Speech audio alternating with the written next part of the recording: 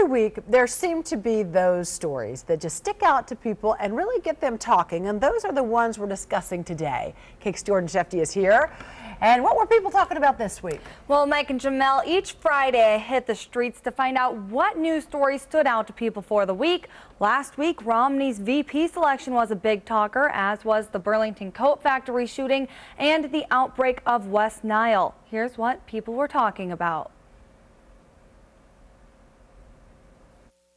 It can happen anywhere. It doesn't matter where it's at. A man fired a shot inside the Burlington Coat Factory in East Wichita last week.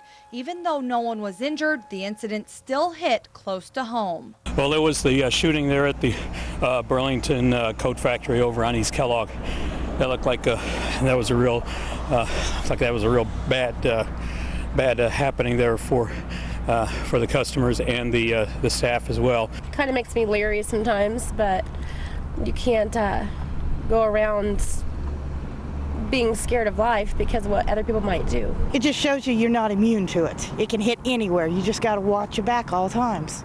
Presidential candidate Mitt Romney selected Paul Ryan as his running mate this past week. The vice presidential pick generated strong reactions from both parties. I think it's probably a decent tactical move on his part. Sounds like he needs to shake up the race.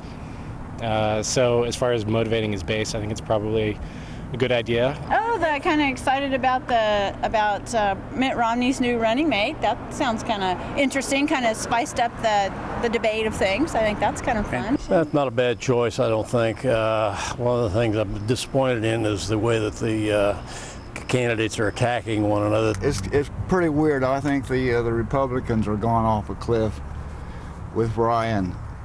I think he's about the worst thing that could happen in this country. We are on track to have the worst year of West Nile virus on record. While Sedgwick County has reported 28 suspected cases, it's Dallas that has been hit the worst. It's pretty scary. I have a brother-in-law that lives in Dallas, so I told him to put lots of off on before he goes outside. Be careful about their contacts and try to report immediately if they have any indication about this infection. Once again, if you see me out on the streets, I would love for you to come and tell me what caught your eye in the news. Local stories, national stories, doesn't matter. Just let me know what stories are important to you. I thought that one guy in the orange shirt was getting a little emotional, but he'd been running, right? He was out jogging through Old Town, so he was out of breath. Yeah. Nice of him to stop and talk, but it's great to hear what people think and what they're talking about. Yeah, people always come up with all sorts of things that really stood out to them for the week. So. Thanks, Jordan. Thank you, Jordan.